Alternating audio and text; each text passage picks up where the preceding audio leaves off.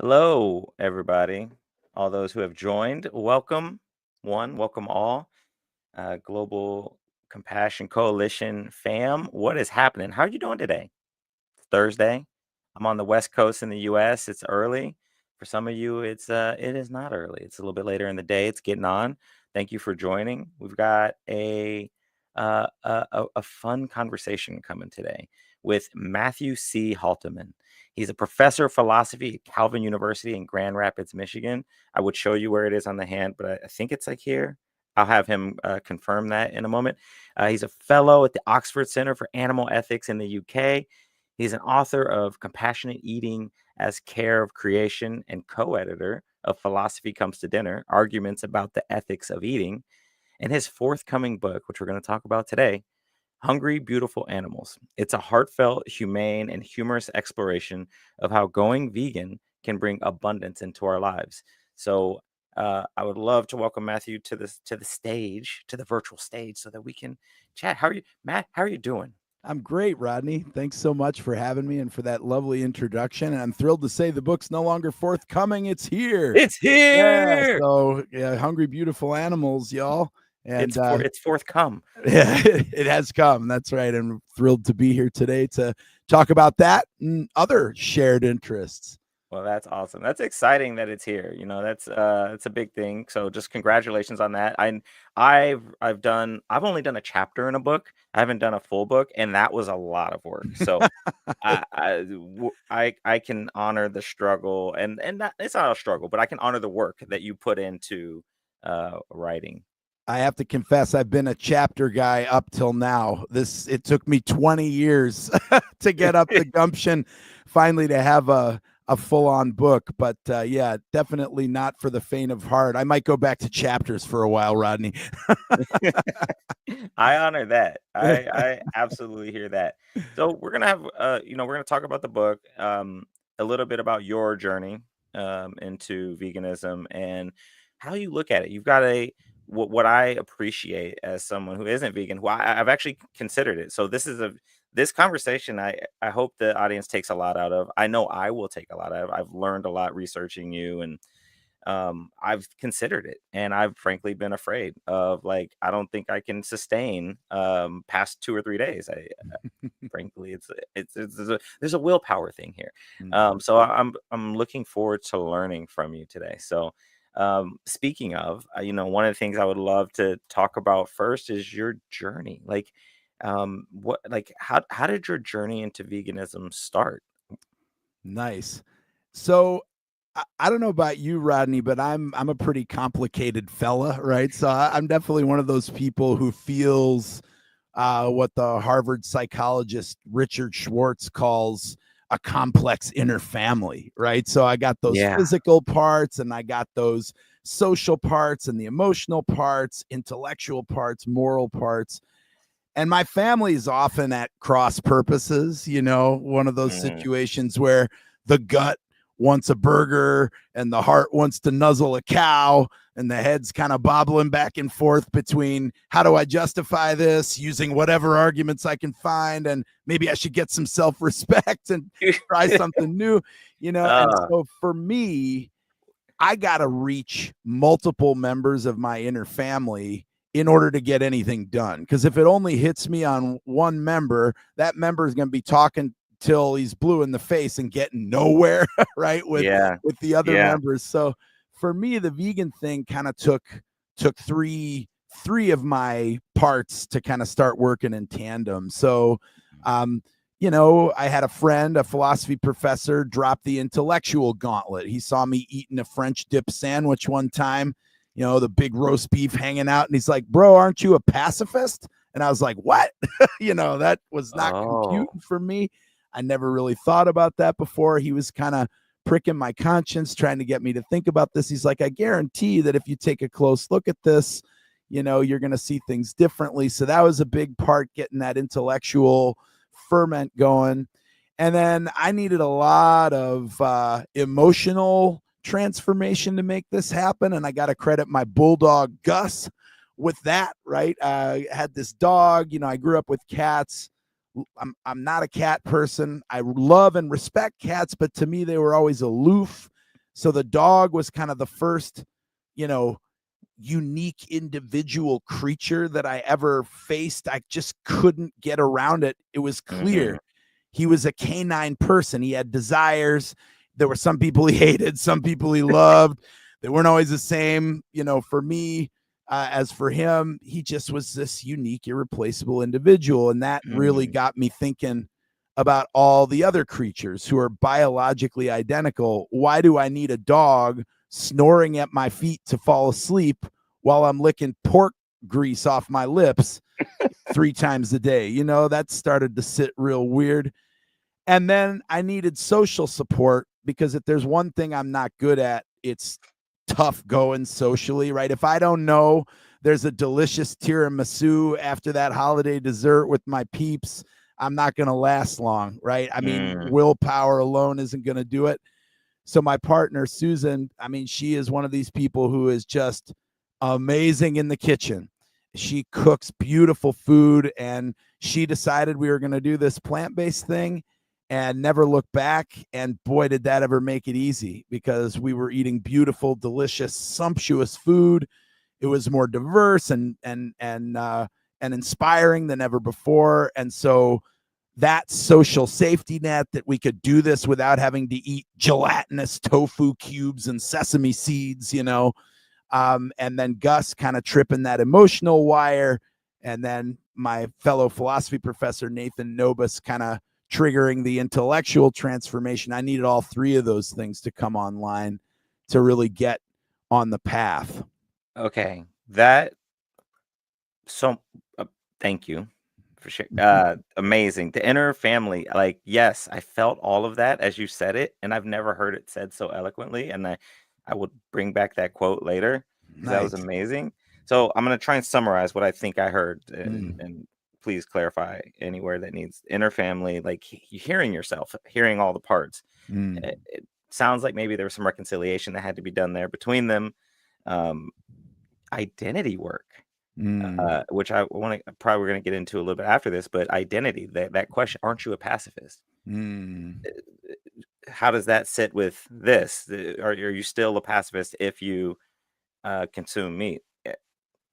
Gus, get a bulldog.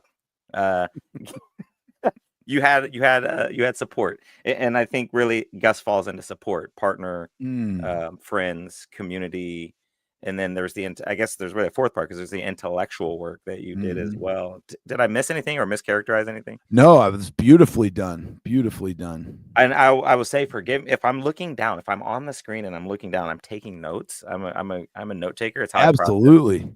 I So tape mine to the screen so I can look. If you see me looking right and left, that's my prep up there. yeah, no, hey, no worries. And you nailed that. I mean, that was man. Thank you for that answer. On the identity piece, uh, that was the spark. That question, and would you say that's identity that it challenged who Absolutely. you thought you were? Or, 100%. I mean, you know, philosophy professors, we don't have fame, we don't have fortune, we don't have the ears of the general public. What right. we have is authenticity. What we have is, right, getting up in front of people and saying, if you want to live a beautiful life, be the change you want to see in the world, right? You can do that. You got to start there. So when a fellow philosophy professor says, looks to me like maybe there's a little more change that needs to happen in order for you to be that change in the world. I mean, them's fighting words a little bit, right? I mean, our currency is authenticity.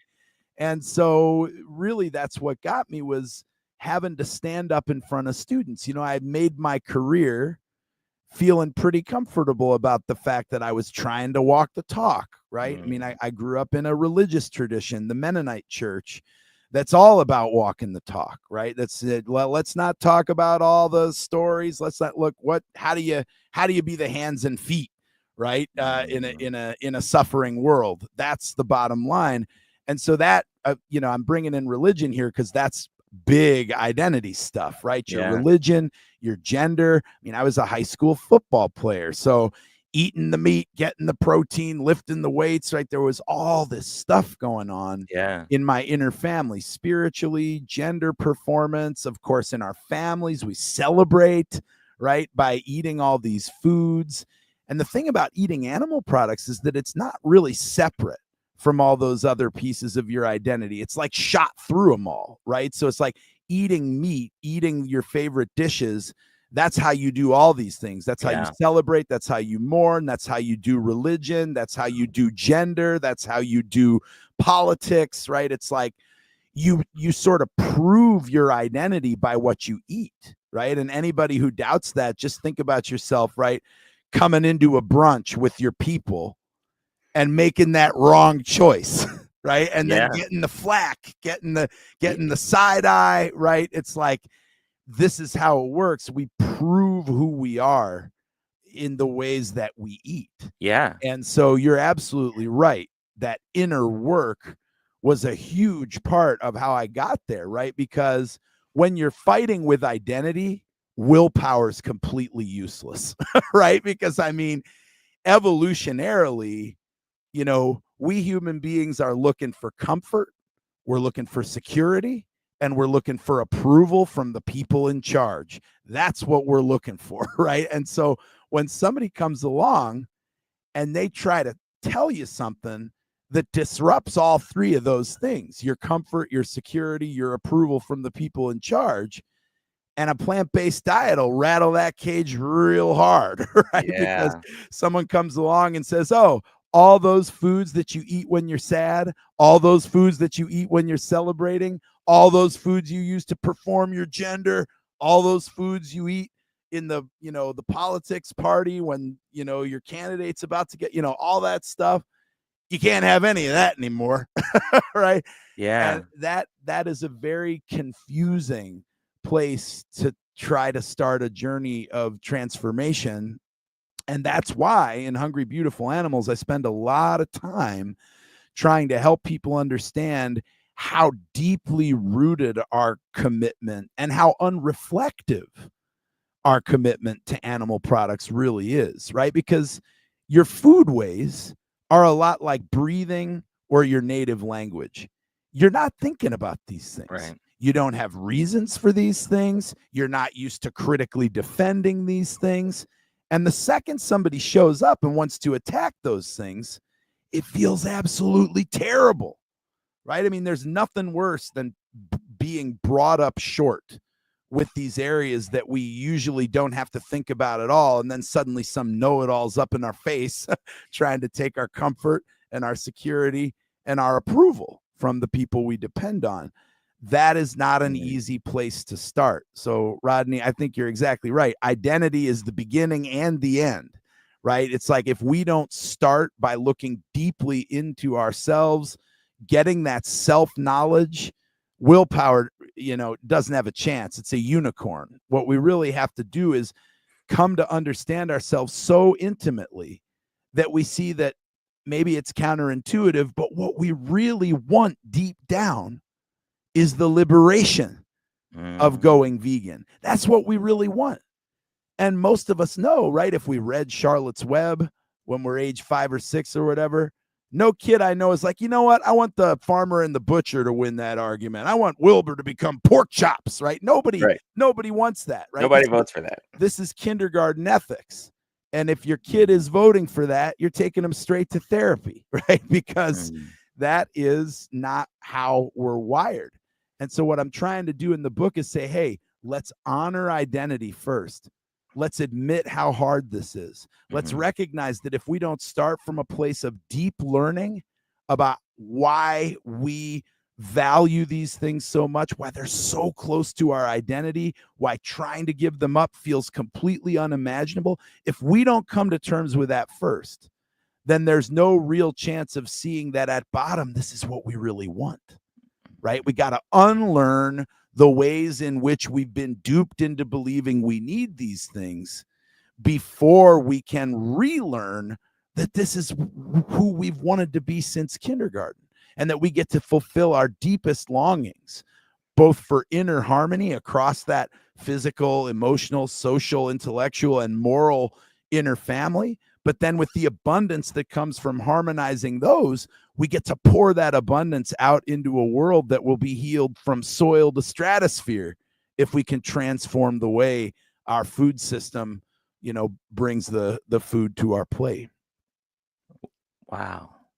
Um, I, so many things I thought your answers are so deep and so full of goodness. I almost Thank you, I Rodney. actually almost said so meaty, and I was like, Hey, that's okay. Buddhist I, monks were calling tofu and tempeh and seitan meaty thousands of years ago, right? So there meat we go. meat can be other kinds of stuff. Right, the fruit has meat, right? Um, but the depth of our connections, how we identify with those people that sit down with us and, "Oh, you're not eating that anymore? What's wrong with you?" I've experienced this in, abstaining from alcohol. I get Mm, looked at like I just grew another limb, uh, because I chose not to drink alcohol because I wanted to and it was a decision for me, it wasn't even for them, I wasn't judging their decision to consume, just mhm, saying I chose not to, and that makes it hard, mm, to stick with it when everybody is questioning you, because of a decision you're making. mm, And it to your point with the identity, it feels like they're questioning your identity. So, so much work that has to be done there.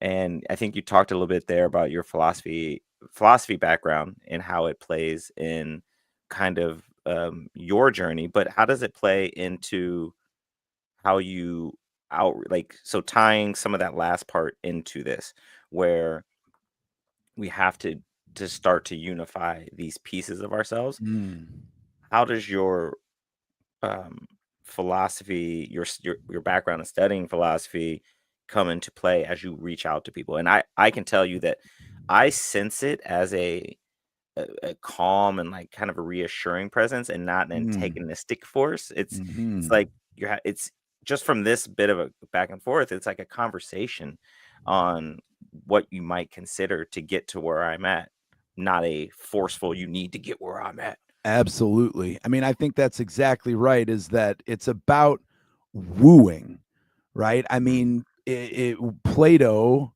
thought about philosophy, right, as eros, right? Desire, right? It's like this soul stirring pursuit of wisdom, right? Something so true and so beautiful and so good that it beckons you, right? You remember I used to watch, I mean, this will date me pretty badly, but I used to love getting up in the morning and watching reruns of that terrible cartoon Woody Woodpecker. I don't know if oh, you Woody remember this Woodpecker. cartoon. Yeah, I do. Right? Yeah. Terrible. My parents will never forgive me, but I remember one of my favorite things about Woody Woodpecker is that they would anthropomorphize odors, right? So you'd see Yeah. a pie and then the odor would come out of the pie, right? And it'd get into Woody's nose and the odor would like draw him inexorably toward this pie, right? And the idea is this pie is so unctuous, so beautiful, right? Yeah. So that he has no choice, right? It just lifts him right up out of the hammock and pulls him toward it. And the emphasis on beauty in Hungry, Beautiful Animals is all about that beautiful, liberating ability to sort of kick willpower to the curb and let desire do its thing, right? Mm. And I think of philosophy, right, as the Ooh. lived pursuit of wisdom in our everyday affairs. And I think about that lived pursuit of wisdom as something that unfolds as an attempt to kind of move in this direction of truth and beauty and goodness in our everyday lives through the practices of repetitive daily exercises that help to remind us how much we desire truth, beauty, and goodness. And through the repetitions, kind of push us in those directions, always imperfectly, right? Warts and all. This is not a perfectionistic enterprise at all. We all know that um, we have feet of clay, right? That it doesn't always go the way we hope or expect. Nonetheless, I think we all deeply desire to live lives full of truth, beauty, and goodness. Mm. And with a little bit of luck, we can find some practices, the repetitive exercise of which will move us in that direction. And if you're like me, Rodney, you know how it is. Like once you get a couple small victories, the bigger victories start to pile up, Mhm. right? It's like if you don't try to build Rome in a day, right? And you just say, what I'm doing this week, I'm buying a deodorant that's not tested on animals. That's it, right? I'm going to eat all the same stuff. I'm going to drink all the same stuff. Sure as Mm. hell not going to try to turn my grandma vegan, right? That's like this. I'm you got to I'm not gonna start start at small. level 10. Yeah, exactly. I'm going to buy vegan deodorant, and my sacrifice for this will be to pay $3 more than I ordinarily would. And that's going to hurt a little bit on a student budget, but I'm doing that because I can't do it all. Right. And then Mm. you do that and you realize, well, that's not so hard. Now I'm going to try making a meal. And now I'm going to try when I go to restaurants, every third time, eat a vegan meal. Right. It's like you start small and you draw on that self-knowledge, right? Because what Mm. what a philosophical life teaches you is you get intimate knowledge of the workings of your inner family, right? You learn what your triggers are, you learn what you find exciting, you learn what your body needs, you learn what your mind is curious about. And then my experience is always start with self knowledge and play to your loves, because then it's easy, right? Start with self knowledge, play to your loves. One size fits all overnight, you will fail, and you will fail with speed. Right? You try to do it all at once, it's going to be very short lived. But if you consult that inner family and you say, what's exciting to you guys about this? What can you agree about? Maybe my body's not so thrilled, but maybe my mind is excited about eating in concert with this book that I read about food systems transformation. Or maybe, it's different for every person. Maybe it's, wow, my body loves that I can lift weights and recover more quickly because there's so much less inflammation eating Mm. plants than eating meat. So maybe socially it's a little bit of a struggle, but I feel so good in my body. I'm gonna keep up with this, right? So each human being, and this is what I love about philosophy, there's no one size fits all with the love of wisdom, because practical flourishing looks different for every last person, Mm. right? And so when you're on that philosophical path, you're getting that intimate knowledge of your inner workings. You're finding those spiritual practices. And I mean spiritual here, not necessarily in a religious sense. It can be a religious sense, but I mean in that holistic sense of how the complex self connects with the world outside, Mm. right? So when I Yeah. think about spirituality, whatever tradition we're talking about, whether it's theistic or non-theistic, whether it's explicitly religious or just spiritual, what I mean by spiritual is that holistic harmony of physical, social, emotional, intellectual, and moral experience, right? That we all have, sometimes, not working so well together. There's a lot of conflicts in there. But when you get those different aspects of who you are vibrating together, it generates energy that then can spill out into the leavening and transformation of the world outside. And that, I think, is what philosophy is truly excellent at, right? It's excellent at giving you intimate understanding of self that then allows you to leverage self energy for world transformation. And I've been teaching philosophy now. Holy, so I don't even want to admit. I don't want to admit on the air how long I've been doing this. 25 years, something like this. Well, And it shows, because philosophy absolutely can get us there, but it's complex. And I think mm, having somebody like you to break it down in such a relatable way is really helpful. And there's this narrative here that I'm picking up on of identity, and then we talked about willpower, and then eros, desire, and then there's kind of a fork. Actually, probably forked from identity into these things, and you suggested maybe desire. Wait, did I say eros? Is eros desire? Is that correct? yeah, yep, Yep. certain And then kind of desire, yep. then you suggested using that as a way to fork from willpower, Mm. to instead of which is interesting because willpower, almost listening to you talk, it almost seems like we're taught to override our instincts Yes. and our actual joy, deep passion, deep desires, um, at a very deep core level from very early on. And it's like, let's get back to who we are and Yes. listen to the beatings of our heart or to the desires of our soul or spirit, or however you connect to it. And I think what you said was so beautiful. The way that we get to this for everybody is likely going to be different, and that's okay. Absolute. Not only is that okay, but that's where the real understanding kicks in, right? It frustrates me to no end when everybody's always trying to figure out what's the most efficient way to do this? What's the most Mhm. effective way to do that? How do we get to this thing that once everybody cottons on to this, right? And I just think, man, you have not gone to the school of human experience if you think we're going to load up a silver bullet on this one. There is no silver bullet on this one because every inner family is different. And when you have to get up every morning and fight across these different principalities of yourself, you will lose, right? You will lose. That it's a very, very powerful family that you've got. And so if you're trying to swim against that stream, it's going to be a life of drudgery, and the energy that you give off, right, will Yeah. not be attractive.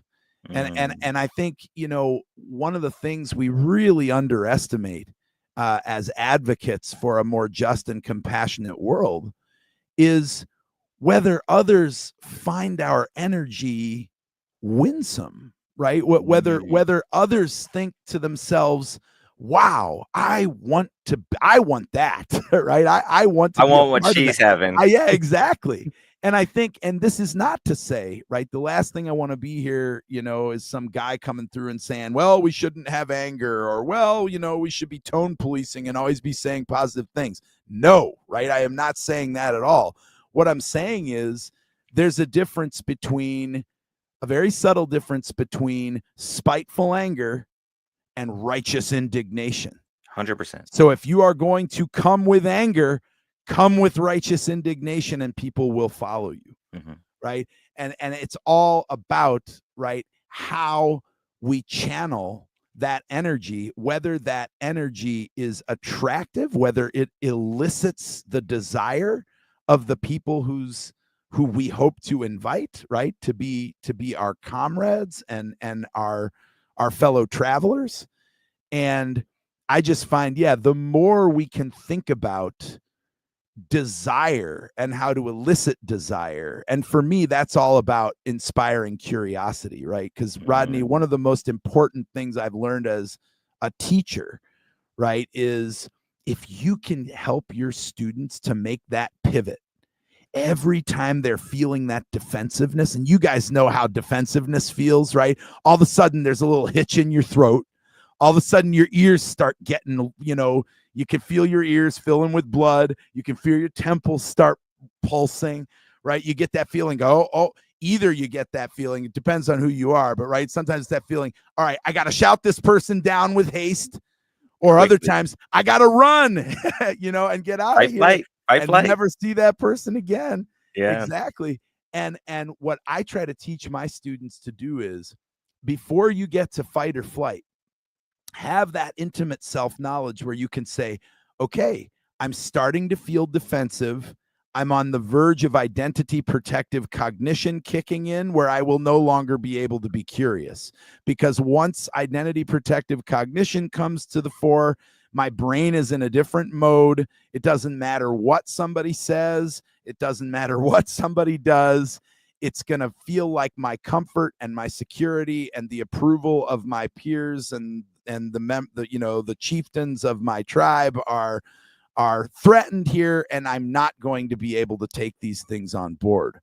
But if you can catch that defensive response and then say to yourself, this is really interesting. This is really intriguing. What is it that is causing my inner family to get triggered by this? I wonder where this might lead. That pivot to curiosity is the most profound and important shift in attention that I think we can make as a culture, right? If as a culture we can train ourselves to pivot from defensiveness to curiosity in those pivotal moments, I think we're going to, that global compassion coalition is going to grow and grow and grow and grow, because curiosity is something that goes hand in hand with things like awe and compassion and empathy, right? When we're curious about something, we want to linger, we want to get closer, we want to have more intimate knowledge, we want to come more deeply into the presence of whatever it is we're thinking about. When we're in the clutches of defensiveness, yeah, fight, flight, or freeze. And in that space, your amygdala is controlling things, your executive function is gone, and really learning and growth, until your amygdala lets go, are not gonna be possible. And so, yeah, I love that, teaching people how to assess when that defensive moment is on the rise, and then saying, ooh, what does this have to teach me? Why am I getting upset about this? What do I have to learn about my complex inner family from this opportunity? Right. And I Mm. love that. And I think it's something that once I realized that, I became a vastly more effective teacher, because instead of standing up there on my soapbox pummeling people with my views, I was able to give them tools to learn how to think really beautifully for themselves. And curiosity is just absolutely pivotal for that. Mm. No soapboxes. Don't be preachy. Is your energy winsome? That's my word for the week Mm, now. mm. Winsome. Is your energy winsome? Is it righteous indignation or is it spiteful anger? Like Mm, what are you bringing to them? Because if we're at the water cooler, I don't want to take a spiteful, hateful anger away with me. I'm mm, trying to live my day too. Like mm, I want to go on with some positivity, not just positivity, but mhm, something wholesome, something mm, real, mhm, something that I can do something with, that I can move forward with. And mhm. then the you're I hear you, and I'm just like, oh man, it's just like oozing with compassion, talking about curiosity, getting out of the limbic system into the prefrontal cortex, so it can be Mm. logical and we can question the thing, like that little thing. Why did I get defensive? Like that's such a huge win if you can just question why you were getting defensive in a moment. Um, It's I it's want to. incredible how it works too. It works, right? Like you can catch yourself and pivot. And I can't even say the amount of suffering I've saved myself, because man, oh man, those 15 to 20 minutes with the amygdala are usually miserable. So if you can learn to pivot away from them, it's a beautiful thing. Sorry, I interrupted you, Robbie. No, you're good. No, it's look, I can listen to you talk all day. It's something I've recently learned. You're crushing it. Uh, I think but again, that's noticing. And you mentioned this earlier, with somebody who's wait, I can be vegan and weight lift. Yeah, and you might have less inflammation because of the meats that you're eating that are causing inflammation. So you might recover faster. So you might feel better. Mm. Talking about different ways that people may come to this or start to understand it, um, so that tuning in back to that inner family Yep. and self and just knowing how you feel based on the thing. So I want to slightly pivot and talk about ethics, justice, and environmental urgency. Three things, three main motivations that you talk about for veganism. And I want to ask you how you see these show up in people's ability to stick with or not Mm. stick with veganism. And I think you've touched on this a little, but I just kind of want to jump into it a little further. Yeah, beautiful. So, I mean, and you've set the conversation up perfectly for this question, right? Because it really all depends on the makeup of the person we're talking to, right? So, Mhm. and this is something I've learned out there, in my boots on the ground moments. You've got to be ready to be everything to everybody, because you never know what that passion point is going to be, right? Mhm. So for some people, the earth piece is the whole 9 yards, right? And if you can show them that they are going to live a more creationally friendly and compassionate life, right? They'll do anything for that. Other people are like, holy smokes, I can run a marathon in 2:40 and get up and do it again in 2 days. I'm sold. And other people, right, are like, wow, I just read, Peter Singer's Famine, Affluence, and Morality, or Afan Silko's Afroism, or whatever it is. I find these arguments compelling, and I'm down with the crown for this, right? And maybe I'll struggle in various ways, physically or socially or emotionally, but holy cow, the ethics, right, is the whole ball of wax. And What if I I may, right there, I'm sorry, real quick on that. Yeah. Like, I want to call back what you said, because I think people may have missed it, or picking one thing. I'm going to use a Mhm. vegan deodorant, right? Like Mhm. meeting yourself where you are, self compassion. I Mm. don't have extra money to go redo my entire kitchen right now. Mhm. Start with something small. Get Mhm. get that win, knock the first domino down, Mm. and see how that feels. How does it sit with you? Absolutely.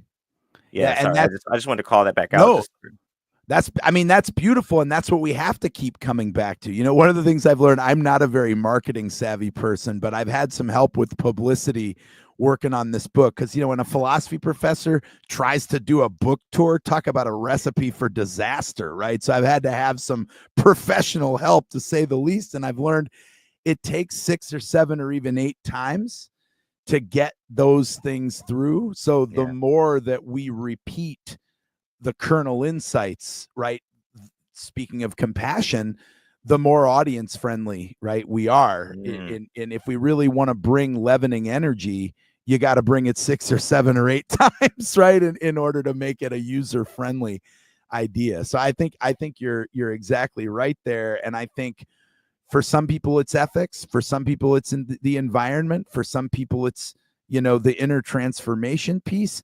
What I love though is, wherever we start, this, in my experience anyway, in the experience of many people that I've met, it widens out from there, right? mm, Because once you find your muse, then you become much less defensive in all those other areas, right? Because imagine now you can bench press 315, you can come back again and do it tomorrow without much inflammation.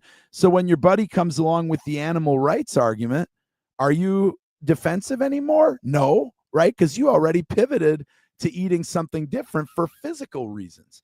So then maybe you're open to seeing that documentary film, or you're open to having that conversation because you've been liberated by the physicality piece. And so now the intellectual piece doesn't have to bring all those justifications and all those self delusions to try to keep out the truth, right? You're more open now, from starting from that physical space of realization, to take on the intellectual piece, right? And I think that's true for all of us, is that some of these messages are going to be really hard to take on for some people. But what's so beautiful about this is that it's an abundance aggregator across our entire experience. So whether it's the physical experience, or the diversity of the cuisine, or the worker justice piece, or the food apartheid piece, right? It's just like, mm. whatever you care about, I guarantee that going vegan is going to put you in better stead to be the change you want to see on that front. And that, for me, is the most exciting thing about it, right? I spent my entire career looking for repetitive daily practices to help us be the change we want to see in the world, to help us bring winsome and leavening energy for a more truthful and a more beautiful and a better world. I have not found a repetitive daily practice that is a more lavish abundance aggregator than going vegan. It just takes all of the inner parts and brings them together in harmony, right? Physical we feel better, we have less inflammation, we no longer have to live with that physical despair of taking in fear and chemicals and hormones and all these things, right, that come with that diet. But we also get emotional coherence, because now we're not sleeping with dogs while treating pigs to a living hell. And we also get social coherence, because now we're not just saying we're about worker justice, but then turning a blind eye to the people whose lives are spent in slaughterhouses, right? The hardest, most debilitating, most disenfranchising labor that we know of these days, right? So across that inner family, there's this tremendous harmonization, right, of the different parts. But then from the soil to the stratosphere, the energy that we save, right? The land that we save, the water that we save, the pharmaceuticals that we save, right? I mean, it's like inside and outside. This is a repetitive daily practice that is winsome and leavening and beautiful. And I don't know about you, Rodney, but I'm always looking to get a 2-for-1 or a 3-for-1 or a 4-for-1. Sure. I need, Who doesn't like a deal? yeah, I need a deal. I grew up in the Midwest, man. I'm looking for the discount shopping. And what I love about going vegan is, you really get a lot of bang for that one activity. And then it's a gateway into expanded consciousness on all this wide variety of fronts simultaneously. And man, I like to economize. Lavish abundance aggregator. Like, yeah, you're just dropping. So, okay, so daily repetitive routine. So let's go a little bigger. Let's talk about systematic change. What are some systematic changes you think need to be made or could be made to help help us change the way we eat on a more global sense or regional sense, wherever you feel that lands? Absolutely. Well, I'm definitely a both and all of the above sort of guy. I've done suboptimally on many an exam by choosing all of the above way too often. And You and I both. yeah, I like to try to find something for everyone on every level. But I think systemically, we need government buy-in, right? We need to find a way to convince the people in power to make policies that make it easier to nudge people in the direction of eating a lot more plants and a lot fewer animals. But to get the government to buy into that, we need technological innovation, right? So we need for it to be easier to mimic, right, the food experiences that people like. So sometimes this is called, right, the alt protein movement, where we have plant-based meats like Beyond Burgers or Impossible Burgers, cell-based agriculture, which is meat without animals, right? They're actually culturing the actual cells. So what you're eating is chicken or fish or lamb. It's just that no animal, right, had to suffer for this. Or mycoprotein, which is using fungus. I like mycoprotein better. It sounds a little more delicious, right? It does a little bit. Than And I fungus. love my mushrooms. I love a good lion's mane, a reishi. I'm all about it. Absolutely. And what we can do with mushrooms, I think, is astonishing. Right now, that's some of my favorite stuff that's going on out there right now. Better Meat Company is doing incredible things with mycoproteins. So there are those three sectors to think about: plant-based, and cell-based, and mycoproteins. We need people to invest in those things, right, and make those available. And then I think we need to change the way consumers think about these opportunities, right? I mean, I think right now we've gone way too hard in the direction of the ethics and obligation piece. And I wish we could do a little bit more in terms of the beauty and deliciousness piece. But part of the problem, right, is that as long as the government is subsidizing big agriculture, it's going to be harder, right? So that's why I think anytime we're looking at systemic issues, we're looking at an interlaced, right? It's like, to change one, we need to change all the others. Yeah. But I think this is the beautiful thing about seeing going vegan as not a one size fits all, right? Because a big part of bringing your leavening energy to the world, I want people to think way beyond just what's on their plate. I want them to think, how do they show up in the world? And if Yeah. you're an attorney, you can show up in the world as an animal lawyer. And if you're a restaurateur, you can show up in the world as someone who's going to have all those alt proteins available before anyone else. And if you are, right, a history teacher or a kindergarten teacher, right, or whatever it is, you can bring these ideas into the classroom so that we start normalizing the ideas that will eventually lead to the consumer revolution, which will lead to the technological innovation, which will make it much more likely that the policy stuff will follow suit because now it's commercially viable and various people in states want to become the hubs for those technologies. And it's like, the way we do this, I like the metaphor of a quilt, right? It's like each of us has a square and we got to quilt that square, right? And if we worry too much about all the other squares, it's going to go wrong, because I am not an attorney, I am not a restaurateur, I am not a kindergarten teacher. Those are other people's squares, right? So what I got to do as a philosophy professor, I got to come up with the most winsome ways of getting people to look at their inner family and turn that energy outward. That's my job. But everybody else has a different patch of the quilt. And then what we get to doing in our friendships, in our communities, we start stitching those squares together. And if we stitch enough of those little quilt patches together, it's not going to take too long to get the guy or the woman or whoever it is who's running for the Senate to say, oh my gosh, my state really needs a more friendly environment for this kind of innovation. Or my state really needs an education system where these ideas that are so important to our economy get more traction, right? And so it's like top down and ground up. We're looking at this from a systems perspective, but we're recognizing that you don't get the huge quilt without really talented people paying very close attention to those tiny little patches.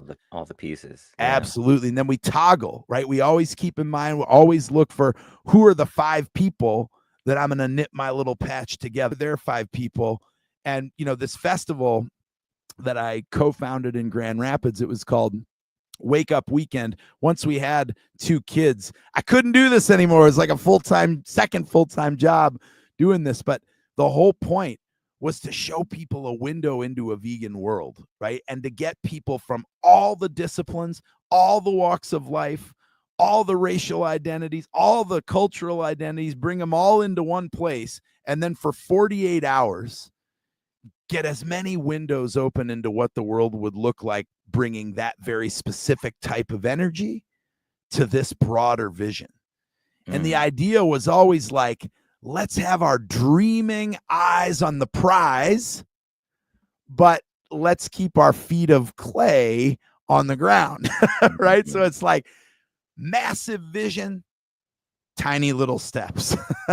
And if we're all thinking from that space, I think we can get an awful lot accomplished. But it takes a lot of self-compassion. It takes a lot of compassion for others, because we're all going to have different things that elicit that positive energy. We're all going to have different triggers. But I think we can do it, because the abundance is just so rich. Once people start to catch on, we're going to see it take on a life of its own. So top down, bottom up, like break it down into pieces and tackle them one at a time. And I have a question for you. So I've been asking lots of questions. So it's weird that I ask you to ask a question now. We have 10 minutes left, thereabouts. There's a couple questions in the comments that I think we could probably hit quickly, but I like them. Do you mind if I switch to those for a sec? Absolutely. Please do. All right. Thank you, friends, for having questions. That's Yeah, always a thank you good sign. If there are no questions in the queue at the end of a talk, it's been an abyssal failure. So I'm relieved to hear. Barbara, I'm probably not getting it right because I'm not sure what to do with the accent at the beginning. But I'm a vegan in charge of 6 dogs, 3 cats, and I have a quandary. What about their feeding? I'm not sure imposing my beliefs on them when they have a different digestive system than ours. And then I would love to even expand that to, you just mentioned 2 kids. Like, how do you bring kids up to decide like how they're going to eat, and how do you work with that? Because I'm thinking about that as a parent as well. Great question. Thank you, Barbara. And I'm struggling through this one myself, right? Because for years we fed our canines vegan dog food. There are a lot of really great vegan dog foods out there now that your veterinarian is likely aware of and that are used to control various kinds of potential problems. Our bulldog Gus was on a vegan diet, supplemented by many, many pounds of carrots per week. Those were his favorite snack. But, sometimes, one of our dogs now has a bladder issue, and we've had to pivot to a food to try to get the pH balance under control. And right now, the only food available has some chicken in it, and that's what we're feeding him. So this is part of the reason I try to think in terms of going vegan rather than veganism, because I think Mm. veganism says, all right, we cannot feed chicken, right? To this dog, this is against the code. This is, and now my vegan status is revoked, right? And My card. I got to turn in my card. that's right. And that revocation can happen when the vegan police show up and find an errant leather belt in the darkest reaches of your closet, or it can happen when they discover a Milky Way wrapper in the back seat of your car, right? But it's all about identity and having that identity confirmed or revoked on the basis of perfect rule following. I want to kick that to the curb, Man, because yeah. that is not the way we do any other human aspiration. I mean, imagine how ridiculous it is, right? You're at a Buddhist temple, you trail some of the Buddhists outside, you follow one of them to their car, and then a bird takes a big dump on their windshield, and you notice they're getting upset about this. At which point you leap out from behind the bushes and you say, "Ha,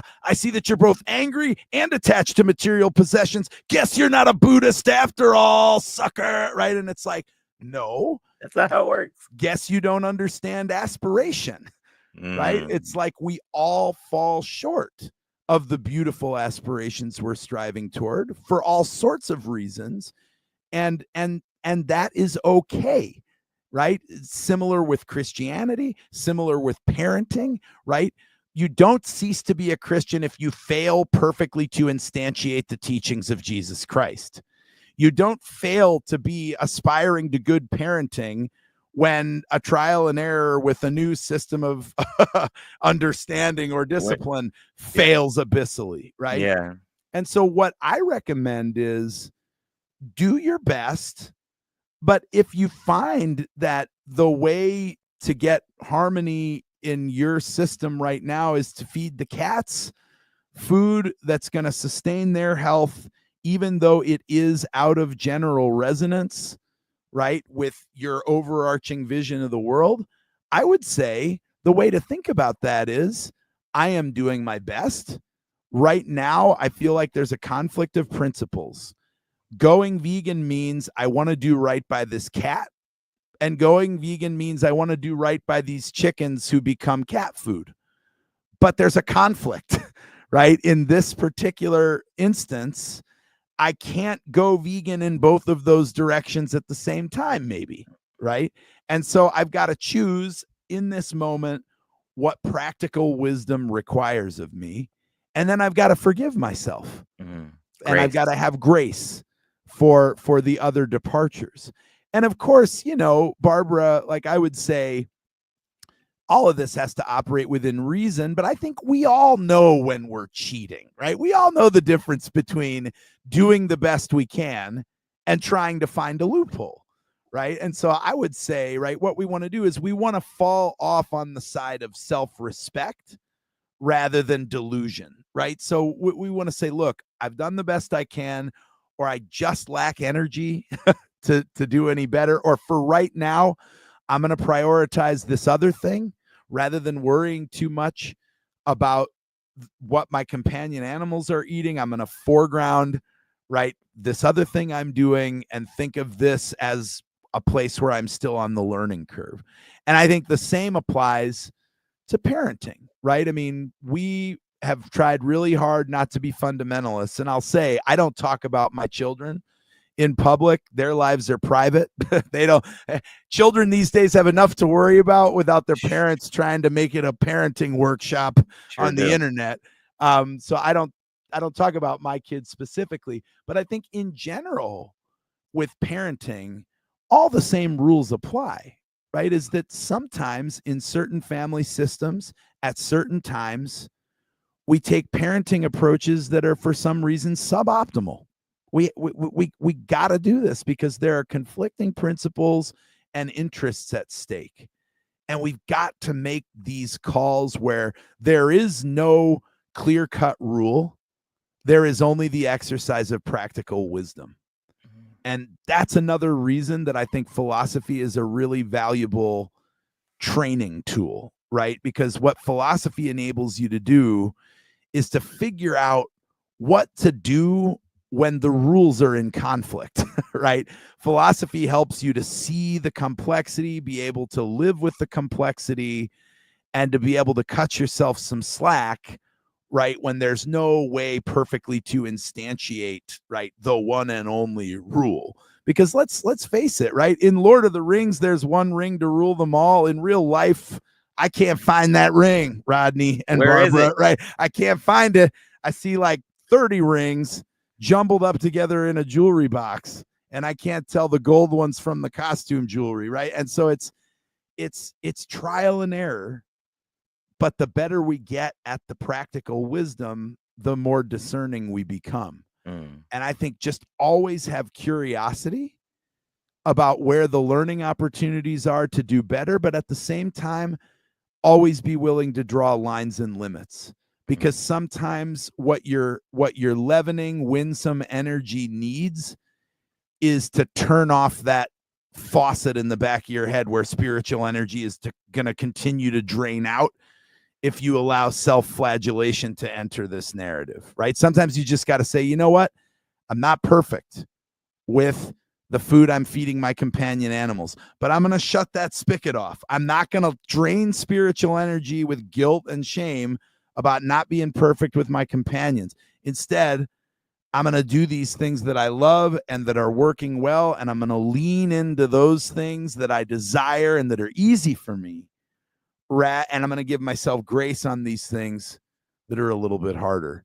And I think sustaining spiritual energy so that we can go out there and be winsome and leavening, we cannot underestimate how important that is, especially at a time when we're being pummeled on all sides, right, by the challenges of negativity and hatred and divisiveness and, you know, people getting up in each other's faces about identity, right? And like these are times where we need spiritual energy, right? We need that harmony across our physical, social, emotional, intellectual, and moral aspects. And we just can't allow that spigot of spiritual energy to be wide open because of all that shame and blame about not being perfect. We got no time for that. Turn it off. All right, Show so yourself some grace. I'm gonna attempt to summarize all of this wonderful goodness, very briefly, and then ask the last question because I want to end with your voice because I We don't heard need a to lot be. of me though, Rodney. You can Yeah, pivot but away. that's good. That's good. Uh, it at the core of this, what I think I'm hearing is the freedom that that you're talking about is this freedom from being stuck to an identity, going vegan versus veganism, those isms, they be getting us. That I have a rule set and I have a things that I prefer or that I believe that I'm working towards, that I'm aspiring to. But I am not identified by them. I am me, and I am doing these things aspirationally, and in that I can give myself grace as we move, because sometimes we make it right and sometimes we don't. Um, so I want to ask this question and then leave you to take us out. Lynn asks, And I suspect I know the answer here. In a conversation with friends or family, at what point do you think it's appropriate to bring up the details of violence and suffering that animals are enduring? Is it ever useful? And I suspect that you're going to say something like sometimes. And I'm wondering if there is a definitive point where it is useful. Mm. Oh, that's such a good question. And again, I hope I don't disappoint you by being a broken record. It depends on who you're talking to. It depends on the levels of trust you have. It depends on what that intellectual and emotional makeup is like. You know, what I like to think about is everybody I know is likely a vegan in waiting. There's somebody who loves truth. There's somebody who loves beauty. There's someone who loves goodness. There's somebody who wants to live in resonance with the whole. There's somebody who wants to have love for all creatures. But there are obstacles in their path, right? And those obstacles depend on who they are, what they've experienced, what traumas they've been in front of, what's been inflicted on them, what their gifts and talents are. And so you got to have that intimate knowledge of your interlocutors, and you've got to know when do they need exposure to the hard knowledge. And I got to be honest, I think the hard knowledge, if you haven't been able to give them a vision of creaturely flourishing first, the hard knowledge is usually counterproductive. I mean, I think in 20 years of teaching, the most beautiful lesson I've ever learned in my life is that if you want to live a life on fire for justice, you got to train your imagination on flourishing lives so that you can fully understand what oppression steals away. If you show somebody oppression, abjection, if all they ever see is struggling, well, then they can't imagine the flourishing. They can't imagine the liberation. All they're going to see is a bunch of cages full of body parts. They may be horrified, they may not, right? But I think we see this across all of our struggles for justice. If all you see is the abjection of the beings we hope to liberate, you cannot imagine them in their full creaturely flourishing. So, what I want to do is create circumstances where we don't see the suffering until our imaginations have been capaciously opened by the flourishing possibilities, because then the suffering can register as what it is, which is injustice, which is cruelty, which is despair. But those things can't register until our imaginations can grasp the possibility of creaturely flourishing for the affected parties. And so I would say, right, if you've got somebody who knows well what animals are capable of for whatever reason, but they just haven't put it together, then maybe pulling back the curtain on the suffering can be important, right? Because then maybe they already have the frame of reference where they can take the terror and the horror and convert it into empathy. But if they have no conception of creaturely flourishing, they are going to experience this probably as an emotional manipulation tactic. And nothing gets people's identity protective cognition fired up faster than the belief someone's trying to manipulate them, right? And so I have really changed the way I approach the horrors in my teaching. I start all my classes with curiosity about the lives of other creatures before we do anything about the fallenness of the current system we're looking at, because I think it's very, very difficult for people to really understand oppression when they don't have any imaginative grip on what oppression takes away. Beautifully said. I thank you, Matt. I mean, that's so much to think about, and practical ways to go about it. Like, thank you. Everybody, check out the book. It is out now. Are we all the major places that Hungry Beautiful Animals? All the major places. Try and find a local bookstore if you can. Support your little bookstores, but if you can't, go to the. I'm guessing it's at the Barnes and Nobles and all of the retailers. Go grab it and support an amazing piece of work. from from somebody who is just teaching. And I guess I'll say this, uh, as you talk about the beauty and righteous anger versus that deep dark anger, I have friends that I would call antagonistically vegan, and I have friends that are they're just they're going vegan, and they're open to talk about it, but they don't need me to be vegan. They will sometimes eat vegetarian. Like, life is life, and Mhm. it's much easier to see myself as that, because the energy, it's Mm, winsome. Be mm. winsome. That's it. Be winsome with the rest of your day. With a healthy shot of righteous indignation from Oh time to yeah, time, because we got some forces in the world that require for sure, resistance. We for gotta sure. we gotta say that with clarity. But winsomeness is a way to keep filling our tanks, right? When those forces get to the bad business. 100%. Being winsome and compassionate does not mean not standing for anything, and Amen. not believing in anything, or wavering. So yeah, stand up, but do it with a smile. Mm, Oh beautiful. man, Matt, thank you. I could talk to you for hours. I'm Well, sure. I'm let's do sure. it again. I mean, this has been a prelude to many beautiful collaborations in the future, I hope. I I hope loved so your too. energy. I appreciate your questions, and thank you for this opportunity. Thank you.